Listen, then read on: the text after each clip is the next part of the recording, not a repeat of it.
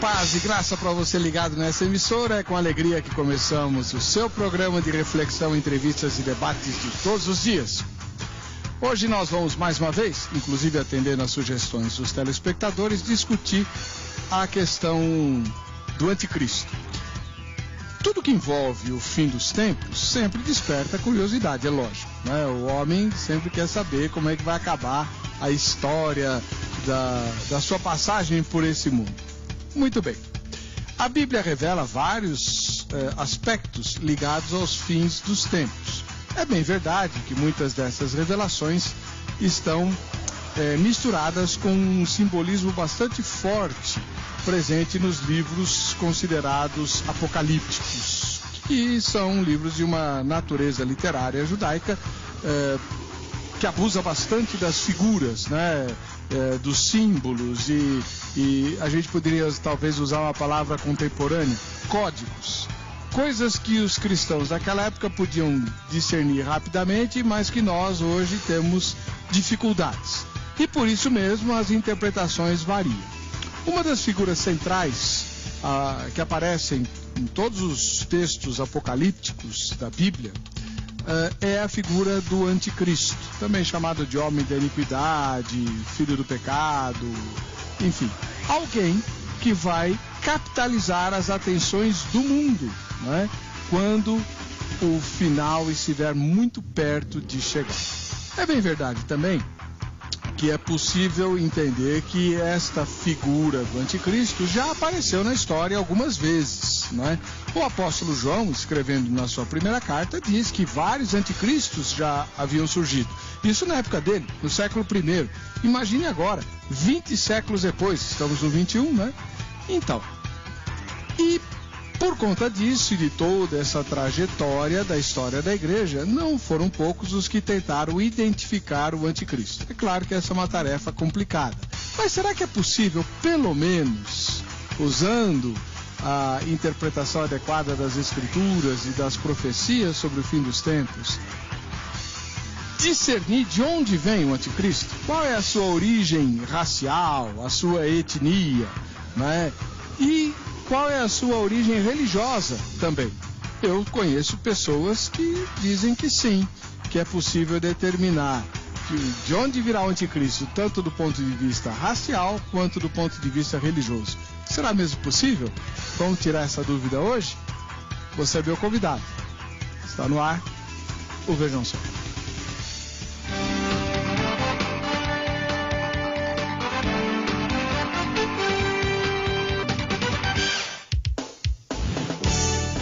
Olá, é com alegria que estamos iniciando esta programação, que é patrocinada pela Academia Teológica da Graça de Deus, a AGRADE.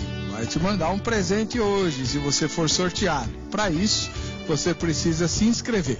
É só votar na nossa enquete e você estará pronto para participar do sorteio. O site onde está a nossa enquete é o www.vejamsó.com.br. Já entra lá agora, vota na enquete, pronto, e você estará habilitado ou habilitada para o sorteio que eu vou fazer hoje e também no final da semana, né? Dos brindes dos nossos patrocinadores. Agora eu sei que você quer saber quem é que vai discutir o assunto hoje aqui, né? Então, estreando no Vejam Só, é a primeira vez que o senhor vem, né? Pastor Manuel Nabor do Carmo, que é pastor da Igreja Batista do Vale e professor no Seminário Batista Nacional, além de advogado. Tudo bem, pastor Nabor? Tudo bem, pastor Edson. Seja muito bem-vindo. Obrigado, um prazer, né, estar aqui no seu programa, que tem uma audiência tão maravilhosa. Muito obrigado. A Igreja Batista do Vale fica aonde? Fica na região do Campo Limpo, ali muito próximo da região de Santa Amaro, né?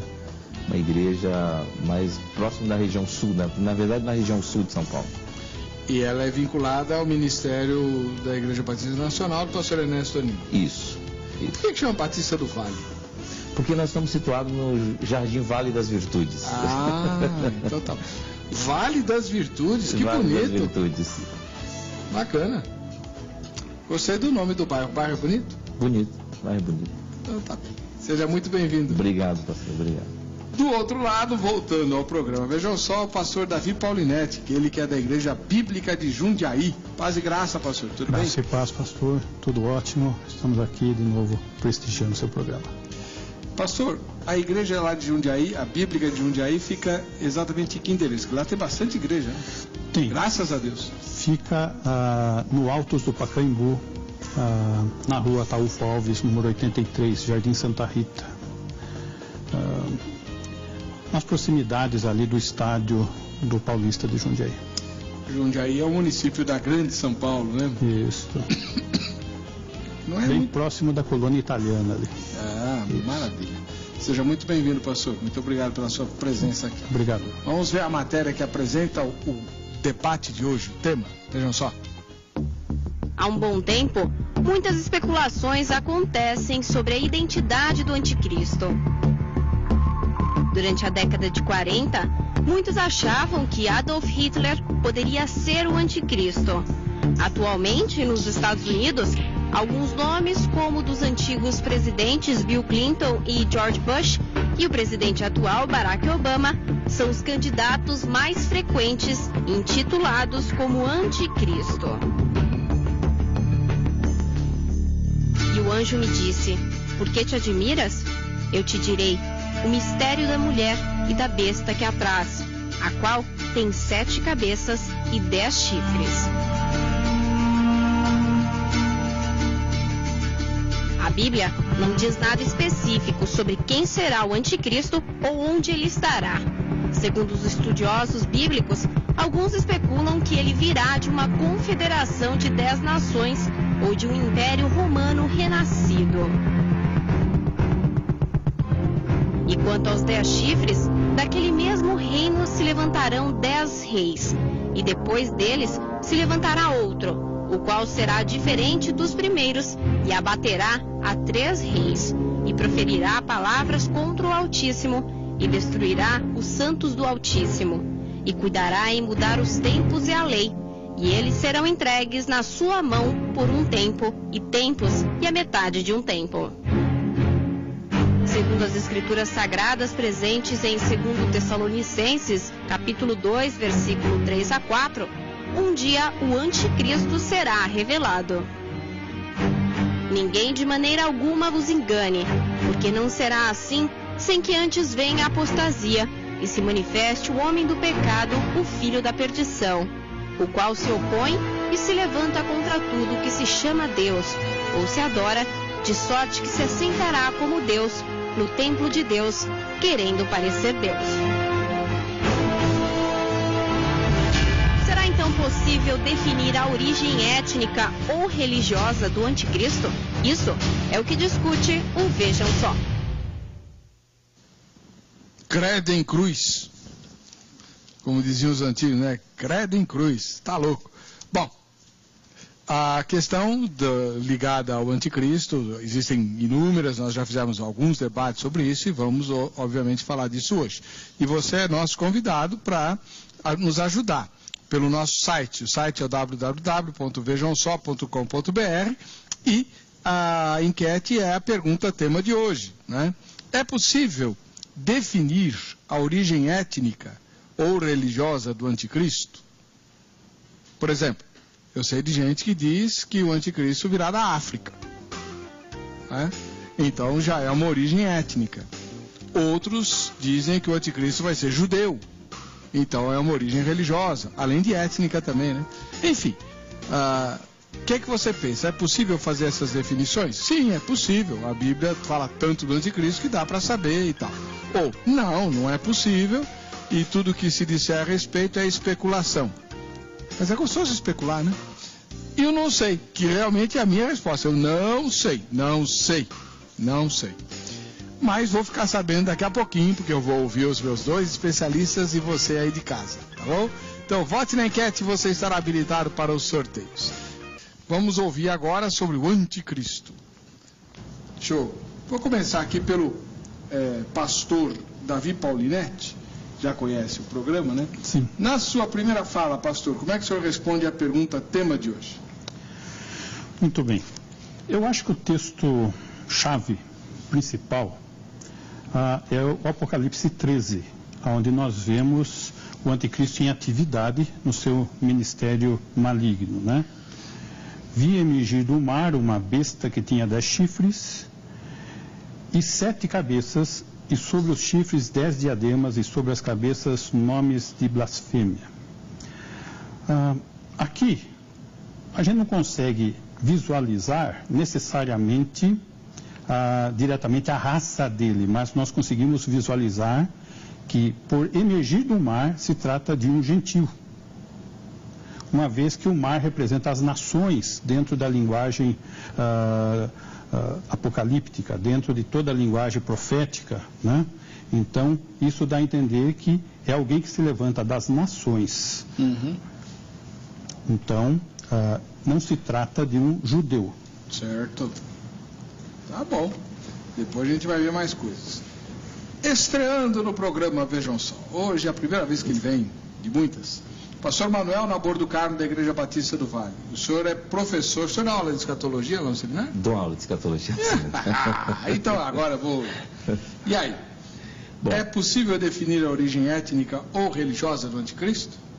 Muito bem. Em primeiro lugar, é difícil, né, responder essa pergunta sem mencionar a minha corrente, né? Além de professor de escatologia, eu sou amilenista, né? Então eu teria muita dificuldade de definir um critério racial, porque definir é impossível. Qualquer coisa, né? Porque definir, na verdade, qualquer coisa. Porque realmente é impossível, né? É impossível até de dizer se ele é gentil ou de dizer se ele é judeu, né?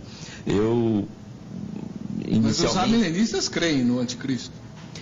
Temos duas correntes. Temos uma corrente que entende que ele é um espírito, não é, que paira sobre a história da humanidade, e que durante tempos em tempos esse espírito se manifesta e vai aperfeiçoando numa revelação progressiva, né? Então, de tempo em tempo nós temos um anticristo revelado, encarnado em uma determinada figura, né, da própria humanidade.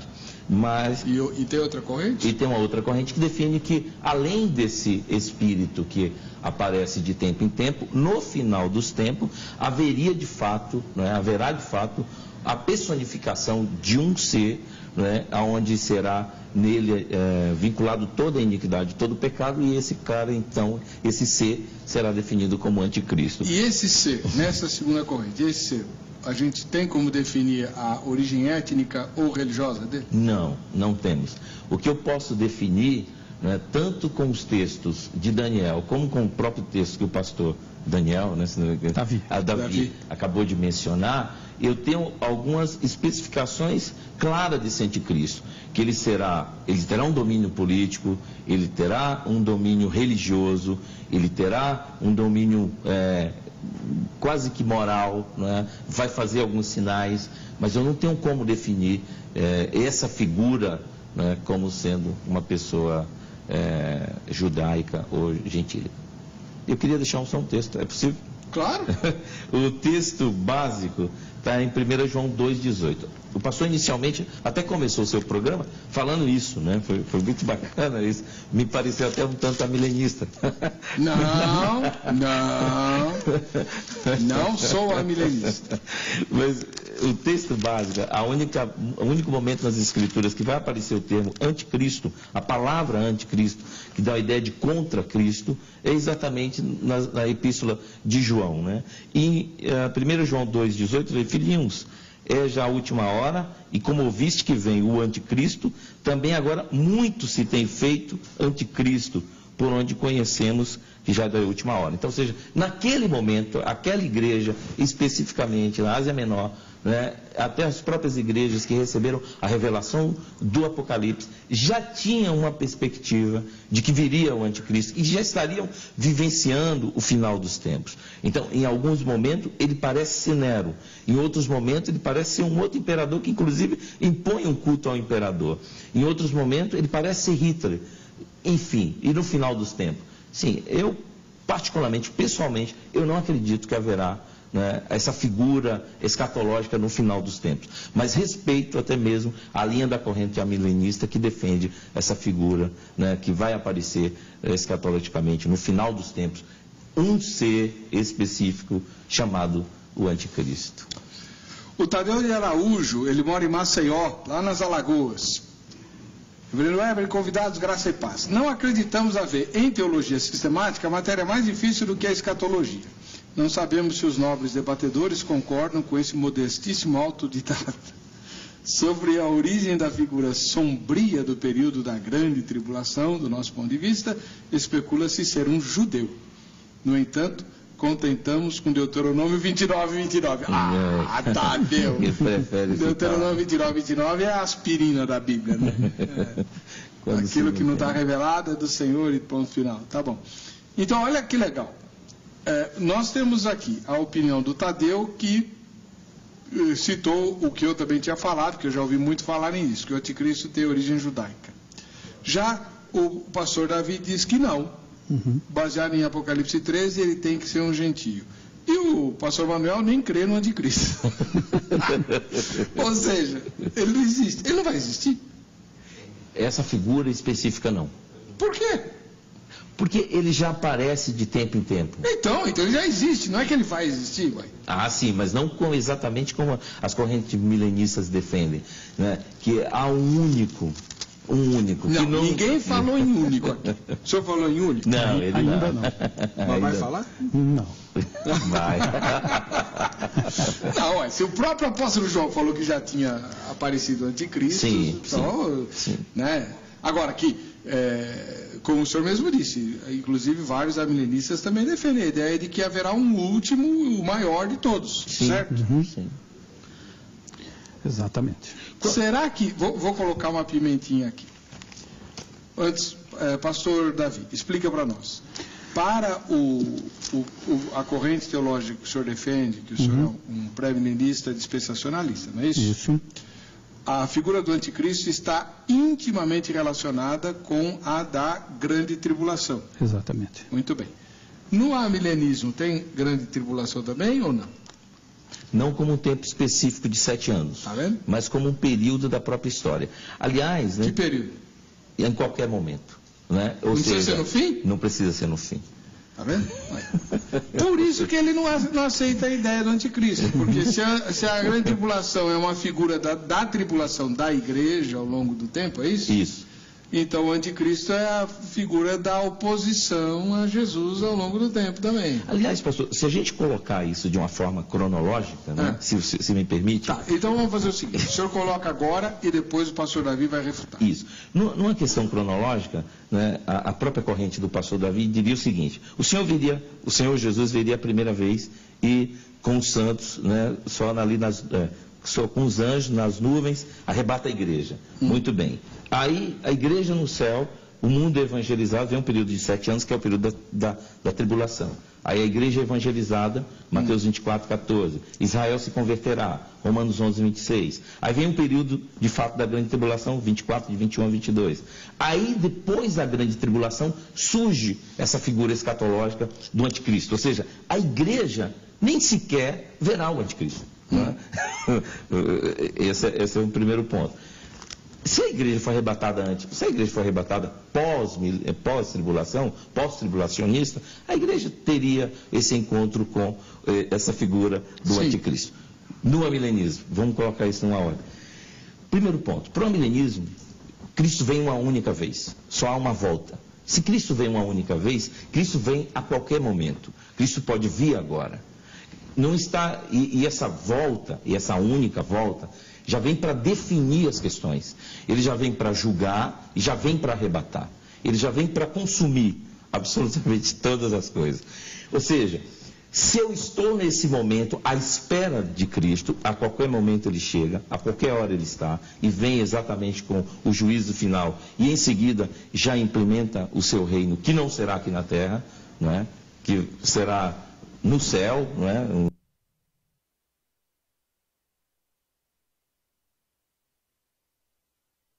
Um lugar específico em que o abilinista não define isso com tanta clareza como define o pré-milenarismo, por exemplo, ou pós-milenarismo, que será aqui em Israel, será aqui na Terra. Não será aqui, será no céu para nós, seremos todos arrebatados e o mundo será julgado. Ou seja, eu posso já ter o anticristo nesse momento, agora, nessa hora. Ele pode estar aí reinando, imperando, né?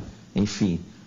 E esse espírito de anticristo já está pairando na história há muitos anos, desde o primeiro século. Ponto. Então, como é que eu defino isso cronologicamente? Eu estou aguardando a volta de Cristo agora. Ponto final. Não estou aguardando o surgimento do anticristo. Eu estou aguardando a volta de Cristo agora. Você já leu 2 Tessalonicenses 2? Já, está aqui. Depois você vai ter que responder isso daí, porque Paulo fala, isso não vai acontecer sem que antes vem a apostasia você vai se haver com o apóstolo lá, doutor. Pode esperar. Quanto tempo eu tenho? Então eu vou fazer o seguinte, eu vou deixar o pastor Davi refutar tudo isso daí no próximo bloco, não perca, tá? Porque como diz a palavra, né, vem um e fala e todo mundo aceita, aí chega outro e o examina. Coisa boa. Né? Então vamos ouvir os dois lados da questão, mas antes o Fernando vai conversar conosco novamente sobre essa questão importante que é cuidar da saúde dormindo.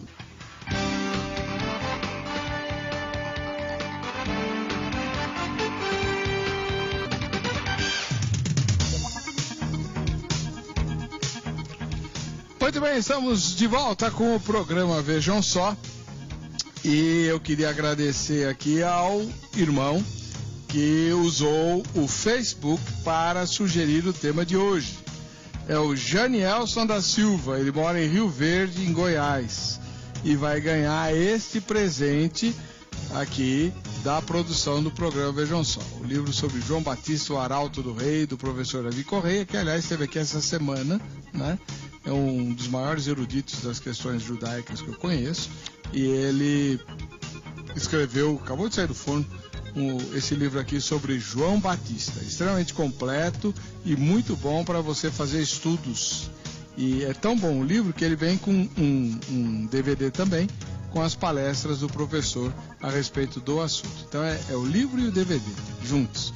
E se você quer ganhar um presente como esse, entre no site vejamsó.com.br ou então você vai ao Twitter, se você for um twitteiro, né? O endereço está aí, @programa Vejam Só, ou o Facebook, né? Vá nos curtir lá no Facebook, /programa Vejam Só. Em todas essas plataformas você pode mandar sugestões, críticas, fazer indicação de convidados. A sua sugestão sendo pautada, você ganha um presente, né? Como nós acabamos de mandar para o Janielson, tá bom? Muito bem. Agora ficou do pastor Davi Paulinetti, da Igreja Bíblica de Jundiaí, refutar as afirmações que o pastor Manuel Nabor fez, ele que é da Igreja Batista do Vale, a respeito dos últimos tempos, da cronologia dos últimos tempos. Né? Ele expôs o ponto de vista milenista e o senhor, como bom dispensacionalista, vai refutar, né? Vamos lá, então. O primeiro argumento que ele usou quanto a 1 João, do termo anticristo ser utilizado ali, é que ali a ênfase não está na revelação futura. A ênfase está na manifestação presente da doutrina do anticristo. Então, essa é a primeira questão. A segunda questão, eu acho que ela toca um pouco mais a questão da hermenêutica. Porque nós olhando as profecias de Daniel e os 4 impérios, nós vemos que, conforme a imagem que Daniel visualizou, a cabeça é a Babilônia, o tronco, a Medo-Pérsia, depois o Império Grego e depois o Romano.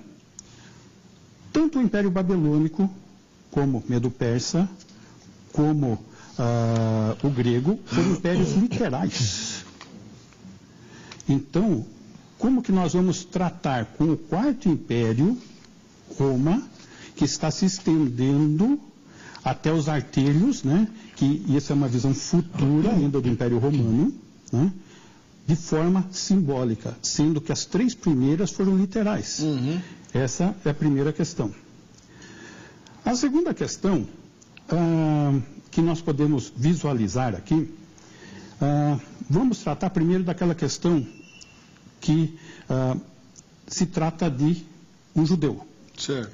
E eu falei que não é judeu. O anticristo não é judeu. Isso. A evidência nós podemos encontrar em Daniel 11, 36 e 37. Daniel 11, 36 e 37.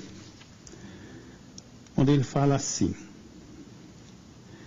este rei fará segundo a sua vontade e se levantará e se engrandecerá sobre todo Deus, contra o Deus dos deuses. Falará coisas incríveis e será próspero, até que se cumpra a indignação, porque aquilo que está determinado será feito. Não terá respeito aos deuses de seus pais, nem ao desejo de mulheres, nem a qualquer deus, porque sobre tudo se engrandecerá. O grande ponto está aqui, aonde ele está argumentando que não terá respeito aos deuses de seus pais. O uso no Antigo Testamento, quando se refere aos deuses dos pais, com relação aos judeus, é utilizado o Senhor, Deus de seus pais, tudo em maiúsculo. Aqui ele omite a palavra Senhor e coloca Elohim em minúsculo. Então está se falando de um Deus pagão. E o Deus dos pais dele são pagãos. E ele não põe temor nem mesmo sobre os deuses pagãos. Então está mostrando que aqui é uma evidência que não se trata de um judeu, porque está se tratando com paganismo. Entendi. Tá? Então, esse é um fator aqui que nós podemos visualizar. E também chegando lá, na Daniel 9, onde ele fala que depois das 62 semanas, versículo 26, será morto ungido, e já não estará, e o povo de um príncipe que há de vir destruirá a cidade e o santuário, e o seu fim será num dilúvio, e até o fim haverá guerra, desolações são determinadas. Depois das 62 semanas, e não na 70ª semana. Então, depois das 62 semanas, o que acontece? É morto ungido, Jesus. E o povo de um príncipe que há de vir, o povo romano, né, vem e destrói o templo. Depois do 27, ele, quem? O príncipe de um povo que há de vir, o anticristo, fará aliança com muitos por uma semana. Na metade da semana fará cessar o sacrifício e a oferta de manjares.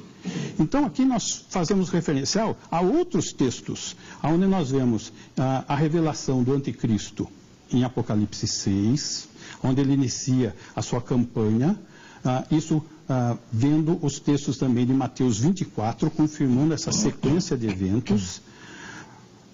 E, com maior clareza, a gente chega aí sim em Apocalipse 13, onde vai trabalhar essa figura, e a figura claramente ligada a Daniel, porque fala de 42 meses, fala também de um tempo, tempos, metade de um tempo, ligando a questão da tribulação, da grande tribulação, né?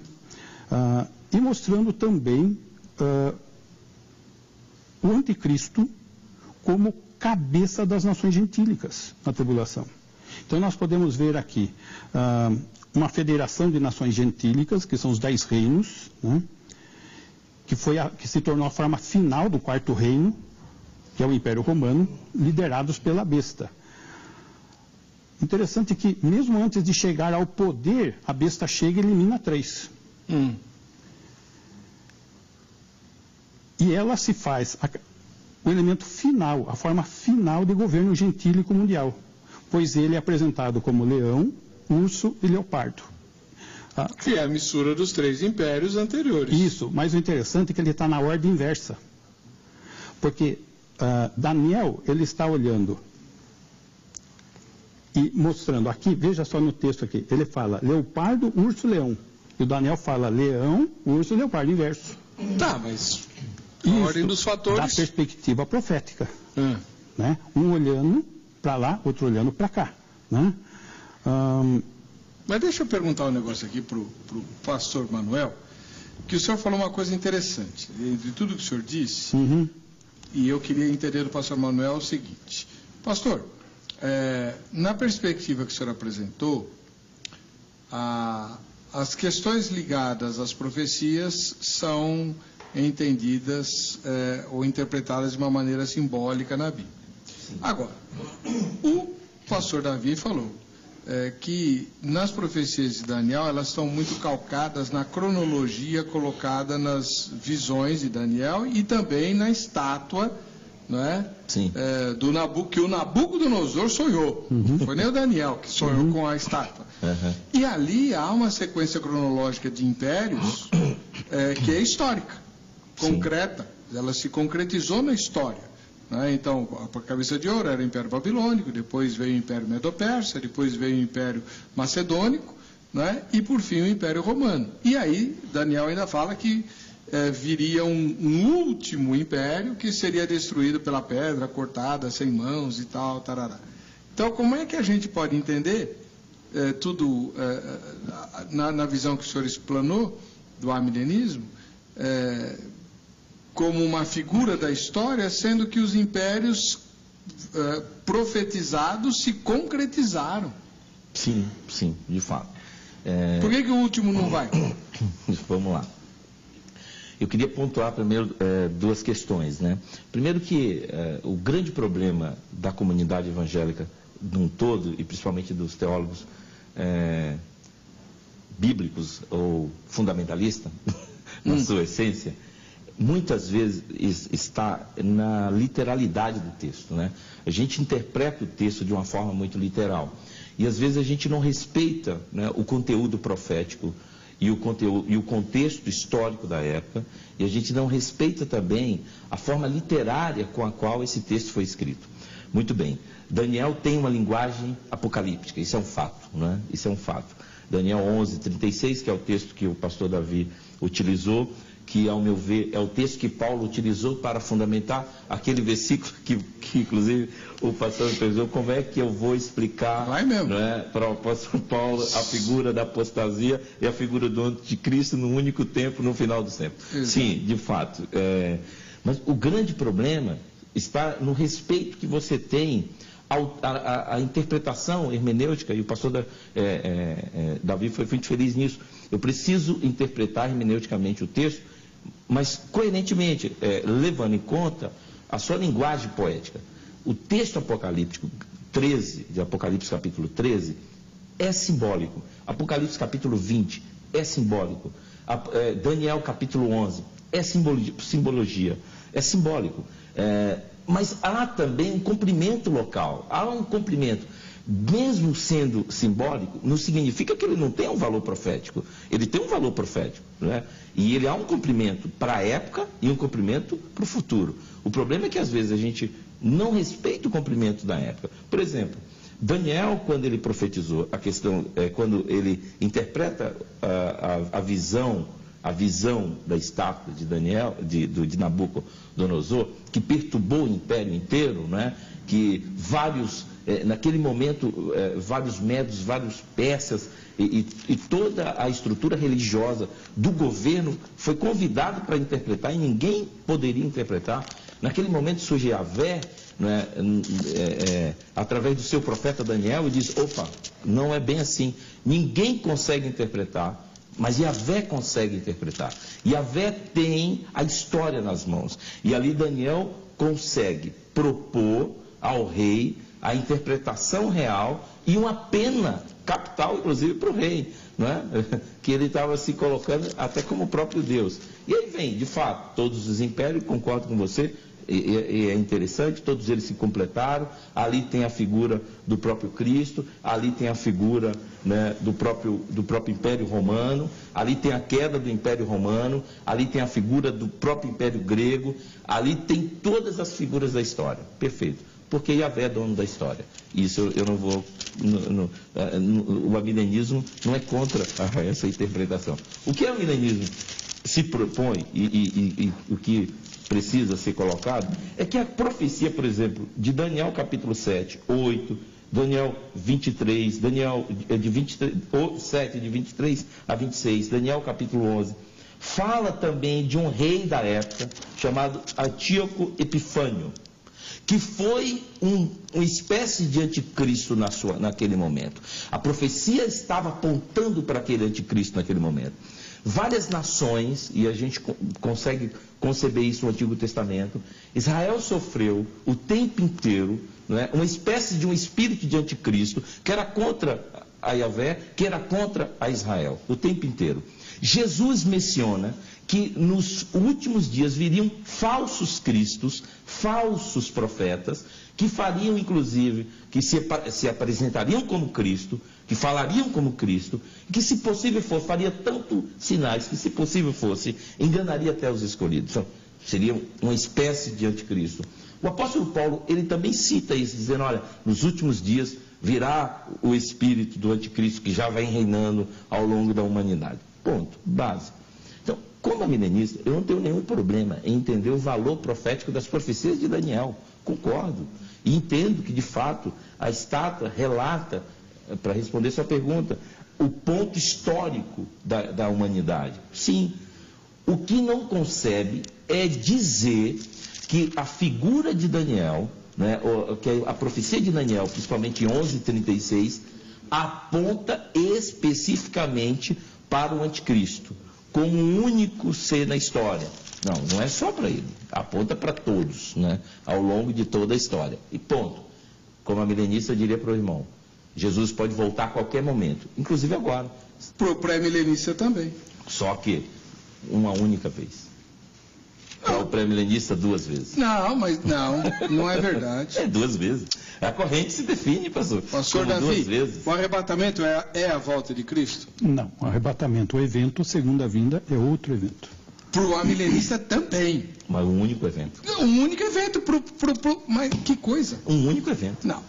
A única diferença é que para o amilenista e para o pós-milenista, a segunda volta de Jesus e o arrebatamento são simultâneos. Certo? Sim, sim. Muito bem.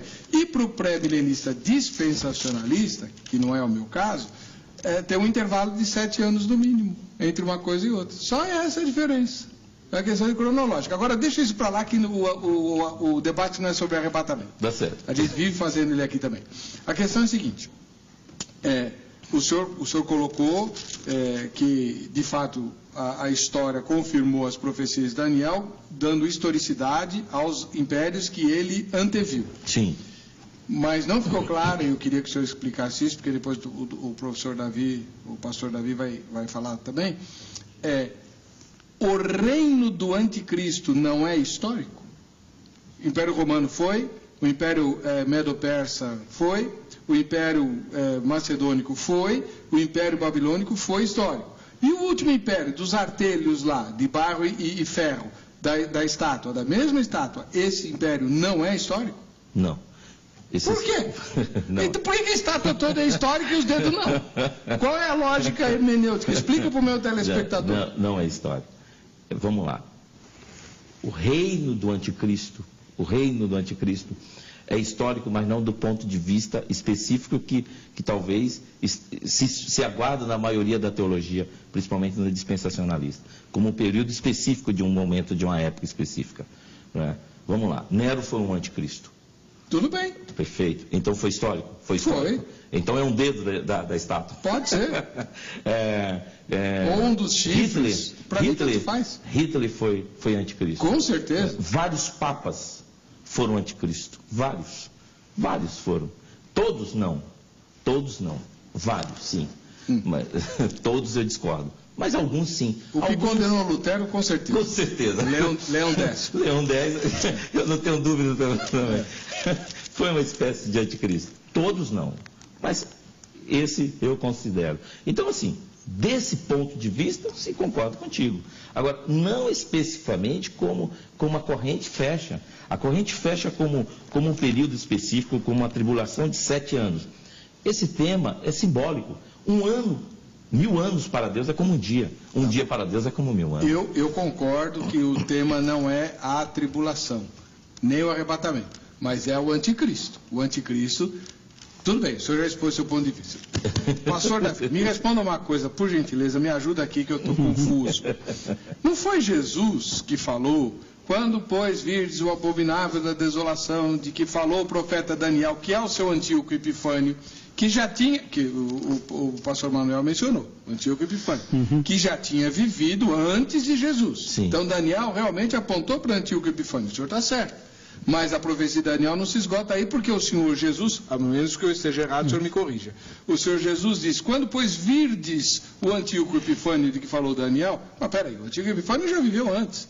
Quando, pois, virdes, ou seja, Jesus está falando do futuro. Então o Antíoco Epifânio vai reencarnar? Isso. Ali, o abominável da desolação, né? Que inclusive cita Daniel, né? Jesus lá em Mateus 24:15, né?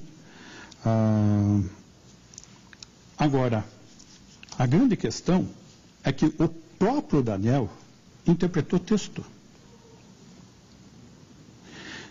Se nós observarmos, ele começa a fazer a interpretação no capítulo 8. E no versículo 23, que foi citado pelo irmão, ele está interpretando o pequeno chifre. Identificando. Isso.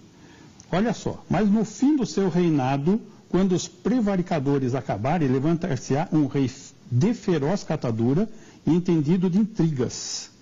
Grande é o seu poder, mas não por sua própria força. Observa só, rei de feroz catadura, entendido de intrigas, são as duas ações dele, e não por sua própria força, ou seja, pela força das intrigas que ele manipula. E o texto fala, causará estupendas destruições, prosperará e fará o que lhe aprouver, destruirá os poderosos e o povo santo, a perseguição dentro da tribulação, por causa por sua astúcia nos seus empreendimentos fará prosperar o engano, no seu coração se engrandecerá e destruirá muitos que vivem despreocupadamente, levantar-se-á contra o príncipe dos príncipes, Jesus, mas será quebrado sem esforço de mãos humanas, que é a pedra que vem e atinge a estátua, né? Onde ela é destruída. Agora, indo lá para Mateus 24, né? Porque eu entendo que Jesus está dizendo que o que aconteceu nos tempos de Antíoco Epifânio, por mais que a gente queira que a profecia de Daniel se esgote em Antíoco Epifânio, o senhor está mostrando que não se esgota. Exatamente. Mesmo que se esgotasse, Jesus deu uma reciclada nela. Exato. Nós podemos ver aqui, em Mateus 24 e 25, um resumo de Apocalipse 6 a 19. É exatamente uma síntese. Então explica para nós, para depois o pastor Manuel falar. Muito bem. Aqui, ele vai começar a trabalhar a visão do início da tribulação. Onde ele começa lá no verso 4. Vede que ninguém vos engane, porque virão muitos em meu nome, dizendo, eu sou o Cristo, enganarão a muitos, e vem seguindo, e se levantará nação contra nação, e então sereis atribulados, e vos matarão, e sereis odiados. E todas as gentes. E todas as gentes. Aquele, porém, que perseverar até o fim, esse será salvo. De que perseverança ele está falando aqui? Se nós formos ver no capítulo 13, verso 10... ele vai repetir essa questão aqui de novo, né? Apocalipse 13, 10. Isso. Se alguém leva para cativeiro vai. Se alguém matar a espada, necessário é que seja morto a espada. Aqui está a perseverança e a fidelidade dos santos. Então, esse texto está confirmando o momento cronológico e histórico lá de Mateus 24 também, né? Mostrando a ação do anticristo e o momento de perseguição aqui que está se desenrolando. Sendo que ainda nós não trabalhamos o texto de 2 Tessalonicenses, que é determinante nisso tudo, né? Nós vamos falar. Isso. Agora, pastor Manuel, Jesus citou Daniel, então a profecia de Daniel não se esgota em Antíoco Epifânio, ou se esgota? Não se esgota. Volto a falar, há duas linhas dentro do próprio milenismo, e uma delas, de fato, vai defender, né, que esse anticristo, essa figura, né, o homem do pecado, será filho da perdição, né, que é o texto, inclusive, citado pelo irmão, né, de fato, vai se estabelecer num período para a corrente milenista no período de 7 anos. Como é que o senhor vê a profecia de Jesus, então? Muito bem. Mateus capítulo 24, né, e 25, né, basicamente a base da teologia milenista está ali, né, não tem como negar. Volto a falar para ti. Eu, pessoalmente, né, essa é a discussão minha pessoal, né? Não é a discussão da corrente majoritária, né? Eu gosto, por exemplo, de uma expressão do próprio Leonel Berkoff, né?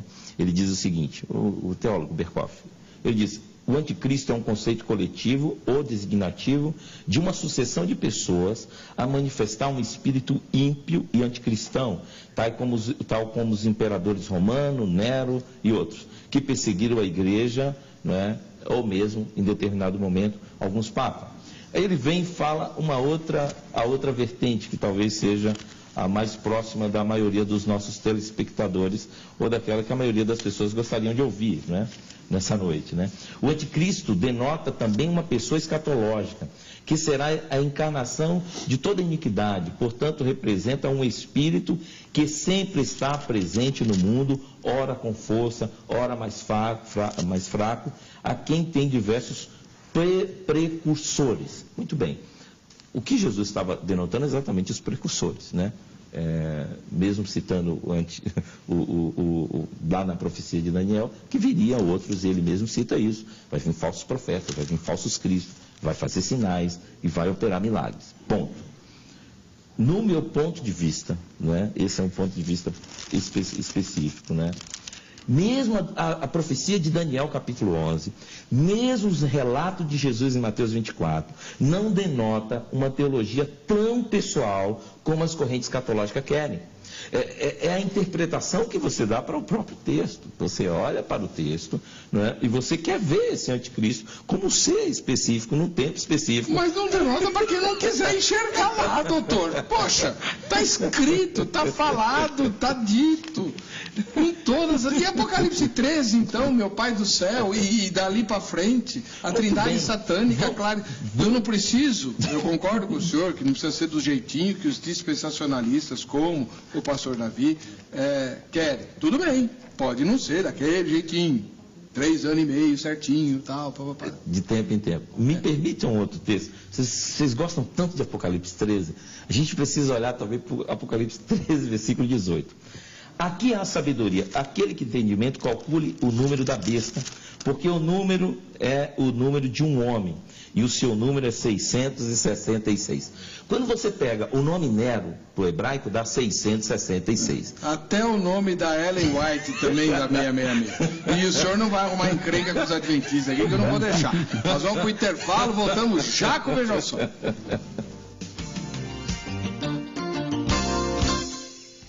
Muito bom. Pastor Davi Paulinetti, existe algum prejuízo espiritual se a pessoa não acredita que o fim dos tempos vai ser exatamente como o irmão vem defendendo, né?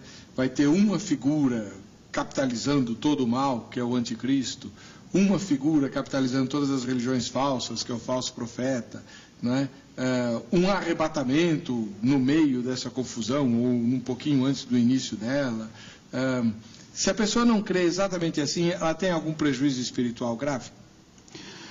Bom, eu acho que ela pode ter prejuízo, porque ela, por não ser dispensacionalista, ela não vai enxergar a figura do mordomo, da prestação de contas. Aí já começa o problema. Então, é necessário que haja uma prestação de contas. Segundo, que você produza os respectivos frutos com os seus dons, né?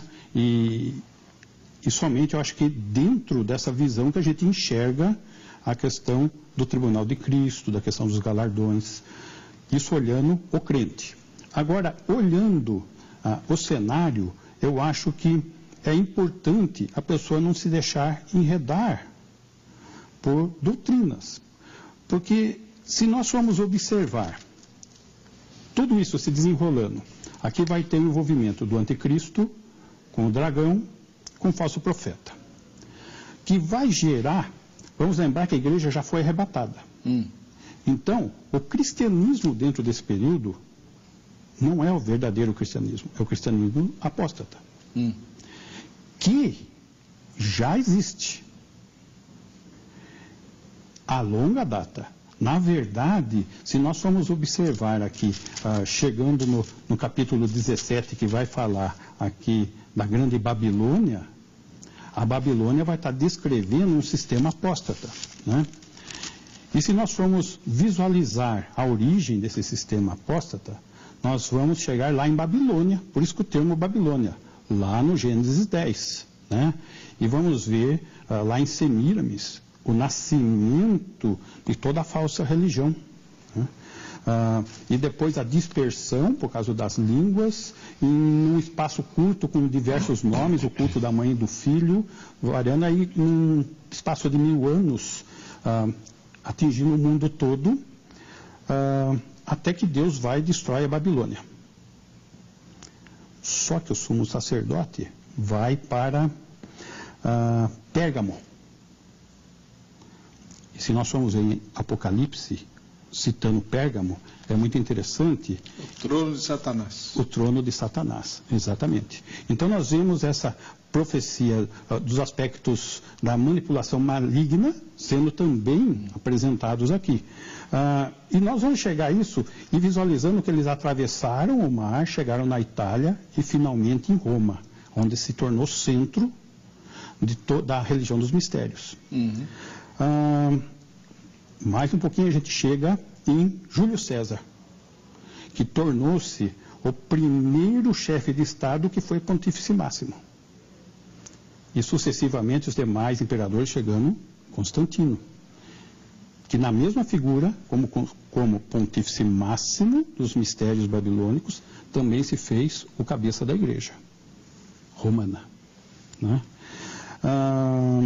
Com isso, nós chegamos aí no sincretismo religioso, que foi o fermento misturado na massa. Dali a próxima igreja, acho que é Tiatira, mostrando esse sincretismo acontecendo, todas essas práticas. Então hoje, chegando nesse ponto, não seria exagero dizer que as falsas doutrinas e as práticas do romanismo estão diretamente atribuídas à união desse paganismo, nesse sincretismo, né, com o cristianismo, né, quando Constantino proclamou Roma como a sede do cristianismo do Império Romano, né. Então, aqui no caso a prostituta representa a cristandade professante, a qual o anticristo vai encabeçar. Então o anticristo vai ser cristão? Não é que ele vai ser cristão, ele vai ser o cabeça de tudo isso. De origem cristã, é isso que eu quero dizer. Cristão não, é que salvo. Aqui nós vemos que aqui entra uma outra figura, o falso profeta. Então. E o falso profeta vai conduzir a questão religiosa à adoração do anticristo. Perfeito, pastor. Não, mas como o tema de hoje fala de definir origem étnica ou religiosa, pelo que o senhor está explanando, o anticristo tem alguma ligação com o cristianismo apóstata. Exatamente. Então ele é um cristão. Apóstata. Sim. Isso. Porque a gente fala cristão aqui no conceito evangélico, pode alguém entender, então o anticristo é um salvo? Não. Ele é da religião cristã. Isso, mas aí que está o ponto. Para que eu possa enxergar que o anticristo não seja um judeu, tá? Como o senhor defendeu. Isso. É necessário que nós vejamos aqui. As profecias messiânicas apontam o verdadeiro Messias, Jesus. Sim. Da tribo de Judá, judeu, né? Só que esse Jesus, o verdadeiro, ele já realizou todo o plano dele nessa altura. Só falta a segunda vinda. O que está nesse momento é o movimento religioso babilônico, que não deixa de ser o cristianismo professante, né? Mas do falso Cristo. E isto nós podemos ver que não existe até mesmo uma expectativa absoluta de que o Messias falso ele possa ser judeu. Já visto, por exemplo, não tiveram os herodianos. Eles tinham Herodes como um Messias, né? E Herodes era edomita, edomeu, né? Então, isso mostra que alguns judeus já visualizavam a possibilidade de ter um Messias não judeu, né? Tá. Então, Deixa eu fazer a mesma pergunta para o pastor Manuel. Pastor Manuel, o pastor Davi mostrou os riscos de se não entender as profecias e os esquemas escatológicos da maneira como ele vem defendendo. Faço a mesma pergunta para o senhor. Existe algum risco de prejuízo espiritual grave para quem não for amilenista, para quem não entender as questões ligadas ao fim dos tempos da maneira como o senhor vem exposando? Não, nenhuma, né? Não há perigo algum. Primeiro porque nenhuma corrente é concreta, nenhuma corrente é completa, né? E nenhuma corrente conseguiu abraçar todo e visualizar e definir de fato como vai ser a vinda de Cristo. O que há, principalmente no dispensacionalismo e nas correntes milenistas, é muita especulação.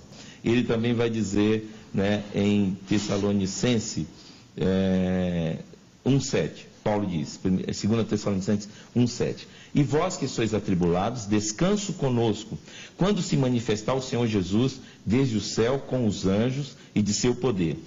Aí a igreja, enfim, é uma outra argumentação que eu ia explanar, e tem um outro texto que eu também quero deixar. Ninguém manda, que também João diz, aqui, 1 João 4,3. Em todo espírito que não confessa, quem é o anticristo? E todo espírito que não confessa que Jesus Cristo veio em carne, não é de Deus. Mas este é o espírito do anticristo, do qual já ouviste, que há de vir, e eis que já está no mundo. Então, vamos lá. Como é que eu interpreto a posição de Paulo? Interpreto a posição de Paulo muito claro. O espírito do anticristo já reina em nós. Há uma corrente dispensacionalista que diz que ele já nasceu em 1962 e que ele já opera por aí. Há uma linguagem, inclusive nasceu em Jerusalém, está em Jerusalém, né? E desde com base em que 62? Pois é, eu também queria, porque tem que ter uma. O senhor já ouviu falar disso? Tem que ter uma e quem diz isso é Champlin, inclusive, né? Champlin diz isso nessa Champlin fala um monte de coisa também, né? Cá para nós que não deve ser levado em consideração. Então, enfim, olhando para João, o espírito de anticristo já está aí. O espírito do anticristo já opera. Já se manifestou ao longo da história em inúmeros personagens que a gente não precisa voltar a falar. Ponto. Esses personagens tinham poder, esses personagens tinham, de alguma forma, domínio político, religioso, étnico. Nunca houve na história da humanidade, como nos dias atuais, um espírito tão anticristão reinando no mundo como nos dias atuais. Concordo. Uma imoralidade como nunca se viu, uma discrepância religiosa como nunca se viu, surgimento de diversas religiões, falsos cristos, falsos ensinos, uma especulação de milagre como nunca se viu, não é? Enfim, nós temos, de maneira geral, eu sou muito cético, né? Apesar de estar dentro de uma convenção que eu acho que me toleram, né? Eu queria perguntar o que o Enéas Tonini acha das suas ideias. Sabe isso que eu ia perguntar? Temos muitos debates dentro do O autor de São Paulo será destruída, grande clássico dele dos anos 60. Ele discorda plenamente comigo, né? Bom. No seminário a gente discorda muito. Aliás, todos os professores do seminário que passaram por aqui, Ribeiro, né, o Maurício, né, o Leonardo, todos eles discordam comigo. Isso é um fato, enfim. Mas é bom que a escola tenha. Mas essa é a riqueza do corpo de Cristo. Né? Então, assim, pastor, o anticristo, o espírito do anticristo já está aí. A igreja já está pronta para o arrebatamento e a humanidade já está pronta para o julgamento. O pecado já reina. Só falta Jesus voltar. Só falta Jesus voltar. Né? Então, qual é o prejuízo para você que está nos assistindo? Nenhum. O que você tem que crer é que Cristo voltará. O que você tem que estar preparado como igreja é que Ele voltará e Ele vai encontrar um corpo de Cristo Santo, e é isso que Ele espera. Vamos fazer o seguinte, a nossa equipe foi à Avenida São João e perguntou lá para os passantes, inclusive o pessoal que passa ali pela porta da Igreja da Graça, pelo Shopping do Povo e tal, sobre o tema de hoje. Vamos ver se alguém se arriscou a dizer quem é o anticristo. É possível a gente definir a origem étnica ou religiosa do anticristo, saber então quem é o anticristo? É possível? Não saberia te dizer, não. Eu acredito que não. Você acha que não? Eu acho que não. Não. Eu acho que se for lá pro lado da América. De lá eles são meio assim, sabe? Eles já querem já o chip, um documento no futuro, né? Então isso é a coisa disso que você acabou de falar, anticristo. Botar o chip para identificar você no mundo inteiro, que é os americanos lá, né? Eu acho que se vir para aquele lado, que no Brasil eu acho que não tem, não. Eu acho que não. Por quê? Não sei responder, não. Não tem raças, não tem cor, não tem religião, sim, tem sim. A sabedoria de Cristo na minha pessoa e na sua. E sermos unidos um com os outros, porque isso é o que basta. Não, eu não sei. Não vou saber te responder. Não, porque Deus fala na palavra dele que não saber nem o dia e nem a hora que ele vai chegar, que a gente tem que estar atenta. Que confusão, meu pai. Você fica falando em Babel, baixou o espírito de Babel lá. Ninguém entendeu a pergunta da moça. Ninguém. Complicado. Mas tudo bem, a gente... Nós vamos chegar. O importante é aquilo que todo mundo sempre fala aqui. Jesus está às portas, ele pode voltar a qualquer momento. Pode voltar a qualquer momento, né, pastor? Opa, exatamente. Para arrebatar a igreja e tal. Vamos ter, segundo o senhor, um intervalinho de 7 anos com o mundo pegando fogo, mas nós vamos estar lá nas bodas do Cordeiro. Exatamente. Tá bom. Eu já penso um pouquinho diferente. Que sonho, né? Acho que nós vamos ter que ficar aqui. Passar pela grande tribulação. Mas tudo bem, se Jesus quiser me arrebatar, vou correndo. Assim eu não preciso mais pagar imposto de renda. Vai ser uma beleza, vai ser uma maravilha. Agora, pastor Davi, o senhor fala que o anticristo vem dos gentios, não será um judeu e tal. Como é que ele vai conseguir enganar Israel, para Israel se dobrar para ele? Muito bem. Primeiro, que os textos proféticos que eu acabei de ler falam que ele vai ser o ponto forte dele, essa habilidade de enganar. Tá? Segundo, que o profeta Daniel determina que isso vai ser feito. Tá? E terceiro, que ele vai ter o endosso do falso profeta, que é judeu. O falso profeta é judeu? Isso. O falso profeta, ele se levanta da terra, da Palestina. Então o falso profeta é um judeu? É um judeu. O falso profeta, sim. E os árabes vão se unir a um falso profeta judeu? Agora imagina, por isso que se faz necessário o arrebatamento. Entendi. Porque a verdadeira igreja tem que estar fora disso tudo. Não, mas os árabes, os muçulmanos... Para poder entrar um líder em comum, um líder ecumênico, um líder que abranja tudo. Então o anticristo pode ser um muçulmano? Desde que seja judeu? Não. O anticristo. O anticristo. O anticristo? Não tem nada que impeça, tem? Eu até acho que porque como é que os muçulmanos vão seguir um líder que não seja seguidor de Maomé? O fato que o anticristo, ele não segue Deus nenhum, né? Sim, mas veja bem, o povo que segue algum Deus vai ser levado a adorar o anticristo, mas não da noite para o dia. Vai ser um processo. Eles vão começar a admirar. Como é que um muçulmano vai se admirar e vai...